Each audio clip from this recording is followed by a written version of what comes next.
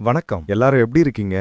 நல்லா இருக்கீங்களா? ஒரு விஷயம் சொல்றேன் கேளு. நம்ம வாழ்க்கையில எத்தனையோ மனுஷங்கள பார்த்திருப்போம். பஸ் ஸ்டாப்ல, டீ கடையில, ஆபீஸ்ல, தெருவுல போறப்பன்னு கண்ணுல பட்டு மறையிற முகங்கள் எத்தனையோ. சில பேரு மறக்க முடியாதவங்க. அவங்க கண்ணுல ஒரு ஒளி இருக்கும், சிரிப்புல ஒரு அர்த்தம் இருக்கும். சில பேரு மனசுல நிக்காதவங்க, சும்மா வந்து போனவங்க. ஆனா ஒரு நல்ல மனுஷன்னா யாரு?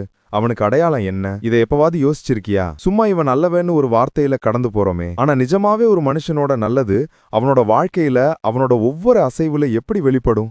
அவனோட பார்வையில, அவனோட வார்த்தையில, அவன் செய்யற சின்ன சின்ன விஷயங்கள்ல எப்படி கரையும்? இத பத்தி தான் நாம இங்க பேச போறோம். இது ஏதோ ஒரு சாதாரண கேள்வி இல்லடா.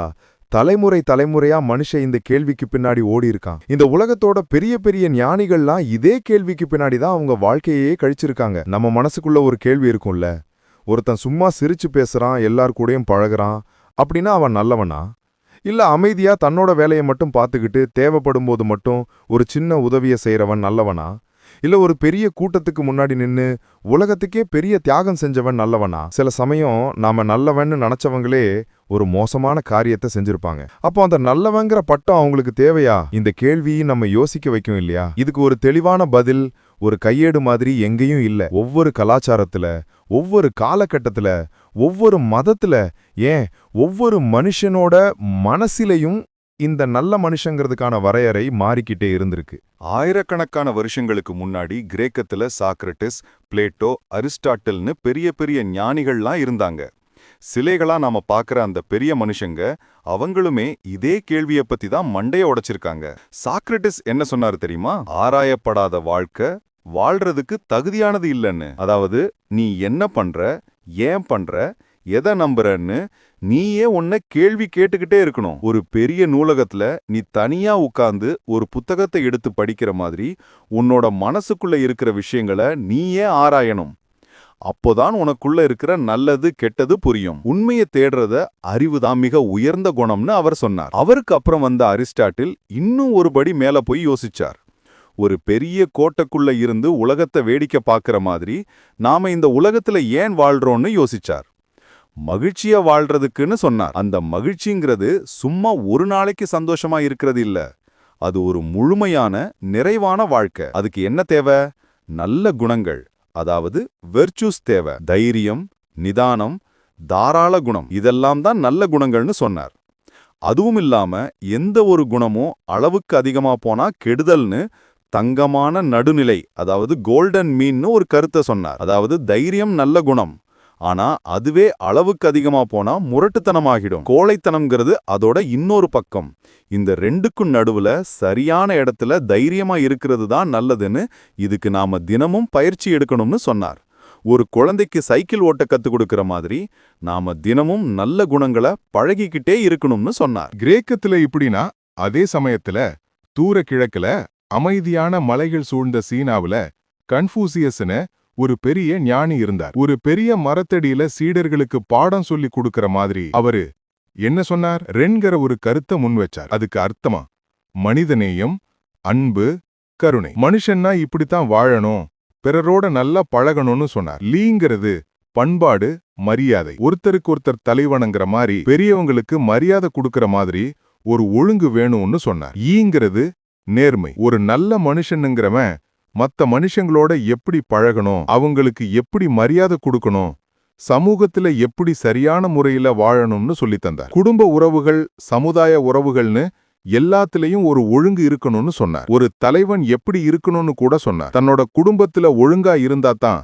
சமுதாயத்துல நல்ல தலைவனா இருக்க முடியும்னு சொன்னார். சும்மா வாயுத சொல்றதோ, சும்மா ஒரு தடவை செய்யறதோ நல்ல குணம் இல்லடா, அது ஒரு வாழ்க்கை பழக்கம். இந்தியாவிலையும் இதே போல பெரிய பெரிய சிந்தனைகள் இருந்திருக்கு. ஒரு பெரிய ஆலமரத்தடியில உட்கார்ந்து தியானம் செய்யற மாதிரி வேத காலத்துல இருந்து தர்மம், கர்மம், அகிம்சைன்னு நிறைய பேசணும். தர்மம்னா என்ன?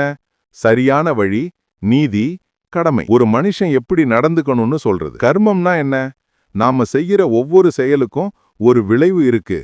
ஒரு கல்ல தூக்கி போடுற மாதிரி அதுக்கு ஒரு எதிரொலி இருக்கும். நல்லது செஞ்சா நல்லது நடக்கும், கெட்டது செஞ்சா கெட்டது நடக்கும். இதுல இருந்து தப்பிக்கவே முடியாது. அகிம்சைனா என்ன? எந்த உயிரினத்தையும் துன்புறுத்தக்கூடாது, மனசால கூட துன்புறுத்த நினைக்க கூடாது. ஒரு சின்ன பூச்சிக்கும் பெரிய யானைக்கும் ஒரே மரியாதை கொடுக்கிற மாதிரி காந்தியடிகள்லாம் இதுல இருந்து தான் இன்ஸ்பிரேஷன் வாங்கினார். பகவத்கீதையில நிஷ்காம கர்மம்னு ஒரு விஷயம் சொல்லுவாங்க. அதாவது ஒரு காரியத்தை செய்யும்போது அதோட பலனை எதிர்பார்க்காம செய்யணும். அதுதான் உண்மையான தியாகம், உண்மையான நல்ல செயல்னு சொன்னாங்க. சும்மா பேருக்காகவோ புகழுக்காகவோ செய்யறதுக்கு பதிலா கடமையா செய்யணும்னு சொன்னாங்க. இதே சமயத்துல இன்னும் கொஞ்சம் மேற்குல ரோம பேரரசோட கம்பீரமான கட்டடங்களுக்கு நடுவுல ஸ்டோயிக் தத்துவம்னு ஒன்னு வந்துச்சு. ஒரு வீரன் தன்னோட கடமைய செய்யற மாதிரி, வாழ்க்கைனா இப்படித்தான் இருக்கும், எதையும் ஏத்துக்க பழகிக்கோன்னு சொல்றது மாதிரி.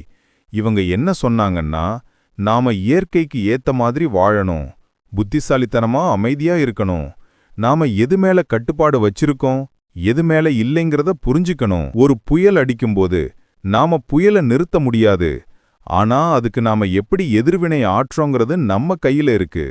நமக்கு வெளியே நடக்கிற விஷயங்கள் மேல நமக்கு கட்டுப்பாடு இல்ல, ஆனா நாம எப்படி அதுக்கு ரியாக்ட் பண்றோங்கிறது நம்ம கையில இருக்கு.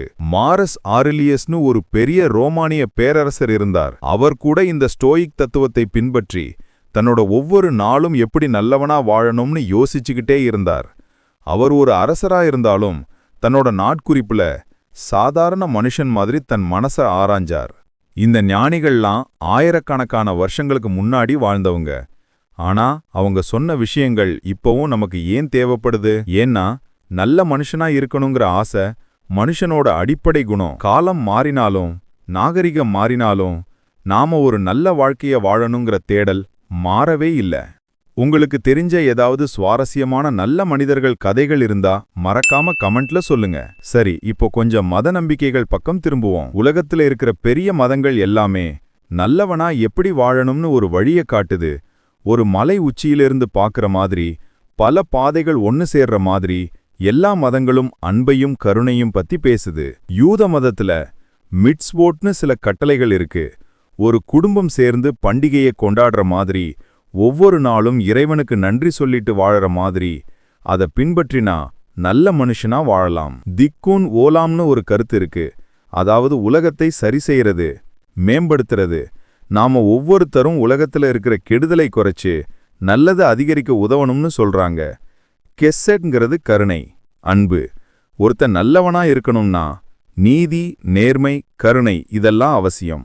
கிறிஸ்தவ மதத்துல இயேசு கிறிஸ்துவோட போதனைகள் முழுக்க முழுக்க அன்பு பத்தி தான் பேசுது. ஒரு கூட்டத்துக்கு முன்னாடி அவர் பேசுற மாதிரி, எளிய மக்கள் அவர் வார்த்தைகளை கேட்கிற மாதிரி, உன் அண்டை வீட்டானை நேசி, உன்னை துன்புறுத்துறவங்களையும் மன்னிச்சிடு, உன் கன்னத்துல ஒருத்தன் அடிச்சா இன்னொரு கன்னத்தையும் காட்டுன்னு சொல்றது, இது எவ்வளவு பெரிய விஷயம். நாம நமக்கு நல்லது செஞ்சவங்களே சில சமயம் மன்னிக்க யோசிப்போம். ஆனா உனக்கு கெடுதல் செஞ்சவனையும் நேசிக்க சொல்றது, அதுதான் உண்மையான அன்பு, கருணை. ஏழைங்களுக்கு உதவுறது, அடுத்தவங்களுக்காக தியாகம் செய்யறது, மன்னிக்கிறது, இதெல்லாம் கிறிஸ்துவ மதத்துல நல்ல மனுஷனுக்கான அடையாளம்.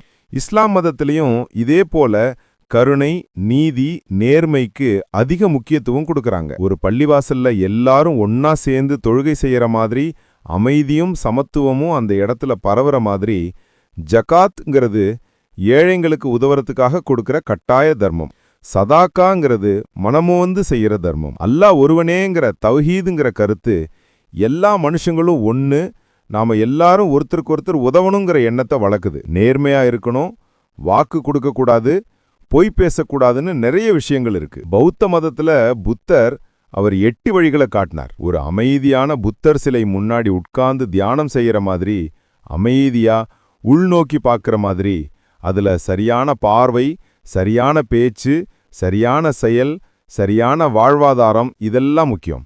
அதுவும் இல்லாம கருணை, அன்பு இதெல்லாம் ரொம்ப ரொம்ப முக்கியம். இந்த உலகத்துல நாம ஏன் துன்பப்படுறோம்? நம்ம ஆசைகள்னால தான். அந்த ஆசைகளை குறைச்சு மனசு அமைதியா வச்சுக்கணும்.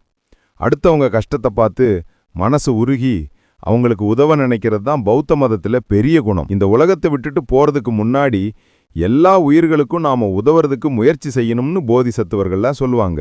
இப்போ நீ யோசிக்கலாம், மதத்துக்கும் நல்ல மனுஷனுக்கும் என்ன சம்பந்தம்? மதங்கள் பெரும்பாலும் ஒரு ஒழுங்குமுறையை கொடுக்குது. எது நல்லது எது கெட்டதுன்னு ஒரு வழியை காட்டுது. சில சமயம் மக்கள் மத நம்பிக்கைகள்னால தான் நல்ல காரியங்களை செய்யறாங்க. பயங்காரணமாகவோ இல்ல வெகுமதிக்காகவோ இருக்கலாம். ஆனா பல நேரங்கள்ல ஒரு ஆழமான நம்பிக்கை, அன்பு, கருணை மனசுல இருந்து வர்றதுக்கு மதங்கள் ஒரு தூண்டுதலா இருக்கு. சரி, இப்போ அடுத்த கட்டத்துக்கு போவோம். மதம், கடவுள், நம்பிக்கை இல்லாதவங்களும் நல்லவங்களா இருக்க முடியுமா? இந்த கேள்விக்கு ஒரு பெரிய திருப்பம் இருக்கு. ஐரோப்பால ஒரு காலகட்டத்துல அறிவின் ஒளிப்பாய்ச்சிய காலம்னு ஒன்னு வந்துச்சு. ஒரு பெரிய அரங்கத்துல மக்கள் எல்லாம் சேர்ந்து விவாதம் செய்யற மாதிரி, பழைய கருத்துக்களை கேள்வி கேட்கிற மாதிரி. அப்போ மக்கள் கடவுள் தான் எல்லாமேங்கிற சிந்தனையிலிருந்து கொஞ்சம் மாறி மனுஷனோட அறிவால நாமளே நல்லது கெட்டதை புரிஞ்சுக்க முடியும்னு யோசிக்க ஆரம்பிச்சாங்க. இம்மானுவேல் காண்ட்னு ஒரு ஜெர்மனிய தத்துவஞானி என்ன சொன்னார் தெரியுமா? ஒரு காரியத்தை செய்யும்போது நீ என்ன செய்யறையோ அது இந்த உலகத்துல இருக்கிற எல்லா மனுஷனுங்களுக்கும் பொதுவான விதியா ஆகணும்னு நீ நினைச்சா அது நல்ல செயல்னு சொன்னார். அதாவது, நீ ஒரு காரியத்தை செய்யும்போது அது எல்லாருக்கும் சரியானதா இருக்குமான்னு யோசிக்கணும். ஒரு பெரிய சாலை இருக்கு, அதுல எல்லாருமே ஒரே மாதிரி போகணும்னு சட்டம் சொல்ற மாதிரி. பொய் சொல்றது நல்லதா? நீ பொய் சொன்னா எல்லாரும் பொய் சொல்ல ஆரம்பிச்சா இந்த உலகம் எப்படி இருக்கும்? குழப்பமா இருக்கும்ல. அப்போ பொய் சொல்றது கெட்டது. ஒரு நல்ல செயலுங்கிறது எந்த இடத்துல, எந்த காலத்துல, எந்த மனுஷனுக்கும் சரியானதா இருக்கும். ஜான் ஸ்டூவர்ட் மில், ஜெரமி பெந்தாம்னு சொல்லு பேரு, அதிகமான மக்களுக்கு அதிகமான நல்லது செய்யறது தான் மிக சிறந்த செயல்னு ஒரு கருத்தை சொன்னாங்க. ஒரு பெரிய மக்கள் கூட்டத்தை பார்த்து அவங்களுக்கு எப்படி கூடுதலா நல்லது செய்ய முடியும்னு யோசிக்கிற மாதிரி. ஒரு முடிவை எடுக்கும்போது அது எத்தனை பேருக்கு நன்மை தரும்னு பார்க்கணும்னு சொன்னாங்க. ஒரு நோய்க்கு மருந்து கண்டுபிடிக்கிறதா இருந்தா அது ஒருத்தருக்கு மட்டும் பயன்படுற மாதிரி கண்டுபிடிக்காம 10 கோடி பேருக்கு பயன்படுற மாதிரி கண்டுபிடிக்கிறது தான் நல்லதுன்னு சொன்னாங்க. ஆனா இதுல ஒரு சிக்கல் இருக்கு. ஒரு சில பேருக்கு கெடுதல் நடந்தாலும் பெரும்பான்மையானோருக்கு நல்லது நடந்தா அது நல்லதா? இந்த கேள்விக்கு இன்னும் பதில் இல்ல.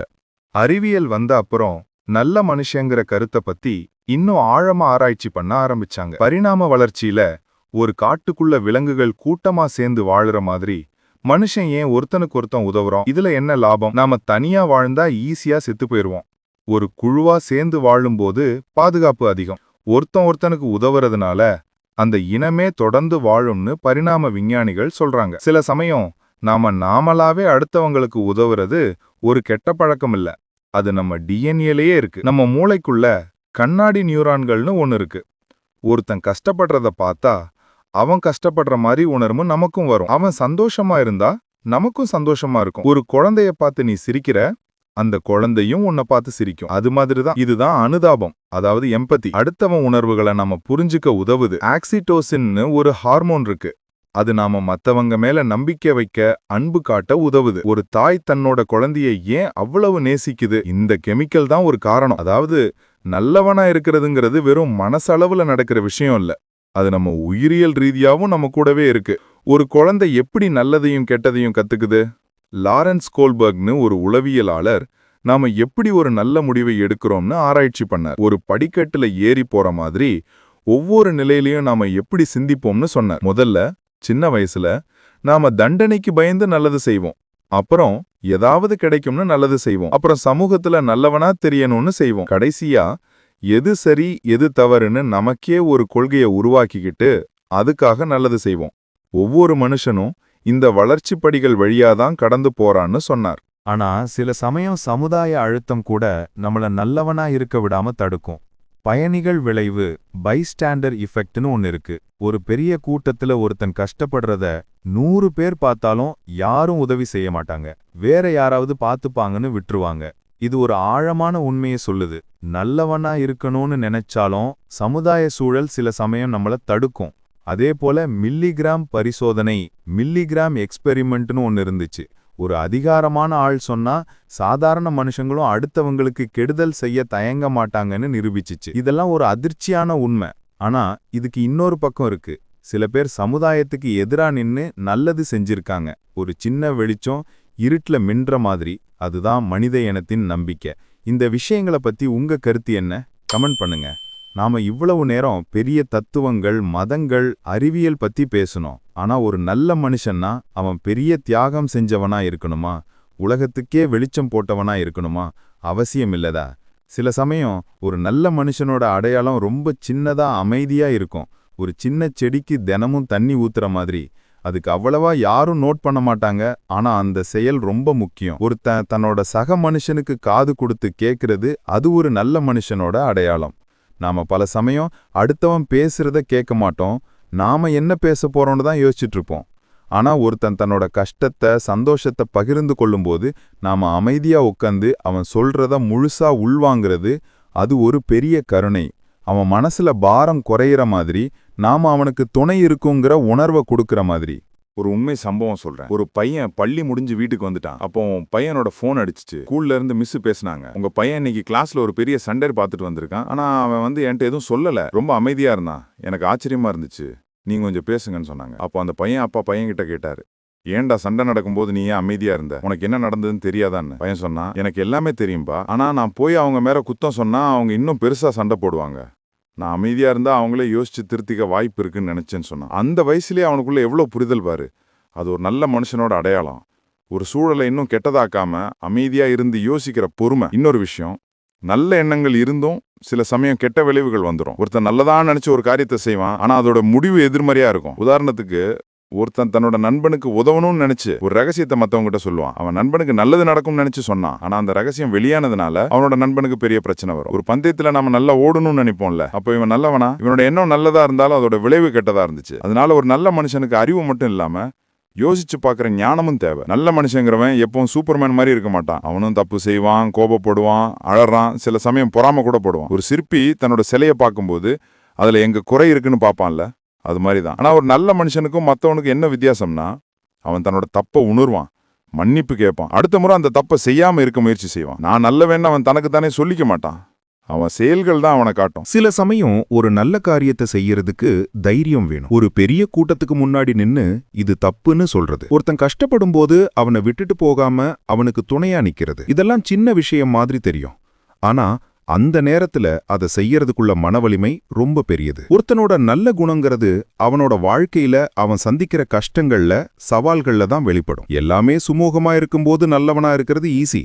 ஆனா தன்னோட ஒரு விஷயத்தை தியாகம் செஞ்சு அடுத்தவங்களுக்கு உதவுறது, அதுதான் நிஜமான நல்ல குணம். உங்க வாழ்க்கையில இப்படி யாரையாவது பார்த்திருக்கீங்களா? அவங்க பத்தி கமெண்ட்ல சொல்லுங்க. இறுதியா ஒன்னு சொல்றேன், நல்ல மனுஷனா இருக்கிறதுங்கிறது ஒரு பயணம், அது ஒரு இலக்கு இல்ல. நாம இன்னைக்கு நல்லவனா இருப்போம், நாளைக்கு ஒரு தவறு செஞ்சுடுவோம். ஆனா ஒவ்வொரு நாளும் நாம நம்மள நாமளே கேள்வி கேட்டுக்கிட்டு இன்னும் எப்படி நல்லவனா இருக்கலாம்னு யோசிக்கணும். அடுத்தவங்க கிட்ட எப்படி இன்னும் அன்பா பழகலாம், கருணையோட இருக்கலாம்னு யோசிக்கணும். ஒரு ஆற்றுல தண்ணி ஓடிக்கிட்டே இருக்கிற மாதிரி அந்த பயணம் தொடர்ச்சியா இருக்கும். அதுதான் ஒரு நல்ல வாழ்க்கைக்கு அடையாளம். ஒரு நல்ல மனுஷனோட அடையாளம் என்னன்னு இப்போ உனக்கு ஒரு புரிதல் வந்திருக்கும்னு நினைக்கிறேன். அது ஒரு செக்லிஸ்ட் மாதிரி இல்லதா, இது இருந்தா நல்லவன், அது இல்லாக்கி கெட்டவன்னு சொல்றதுக்கு. இது ஒரு தொடர்ச்சியான முயற்சி. அன்பு, கருணை, நேர்மை, நியாயம், அனுதாபம், தைரியம், இந்த விஷயங்கள் எல்லாம் ஒரு மனுஷனுக்குள்ள இருந்து வெளிப்படும்போது அவன் ஒரு நல்ல மனுஷனா இருக்கான். நாம வாழ்க்கையில நாம சந்திக்கிற ஒவ்வொரு மனுஷனும் நமக்கு ஒரு பாடம். சில பேர் நல்லதை சொல்லிக் கொடுப்பாங்க, சில பேர் கெட்டதை சொல்லிக் கொடுப்பாங்க. ஆனா நாம நம்மள நாமளே எப்படி நல்லவனா வச்சிக்கிறோங்கிறது தான் முக்கியம். நீ ஒரு நல்ல மனுஷனா மாறணும்னு முடிவு பண்ணினா அது உன் கூட பிறந்தவங்களுக்கு, உன்னோட நண்பர்களுக்கு, உன் சமூகத்துக்கு, ஏன் இந்த உலகத்துக்கே ஒரு பெரிய நன்மையை செய்யும். இந்த வீடியோ உங்களுக்கு பிடிச்சிருந்தா லைக் பண்ணுங்க, கமெண்ட் பண்ணுங்க, உங்க நண்பர்களோட ஷேர் பண்ணுங்க. மறக்காம நம்ம சேனலான சிவதாண்டவம் கை சப்ஸ்கிரைப் பண்ணி அந்த பெல் ஐகானையும் அழுத்துங்க. அப்பதான் நாம போடுற அடுத்த வீடியோ உங்களுக்கு உடனே வந்து சேரும். தொடர்ந்து ஆதரவு கொடுங்க. நன்றி.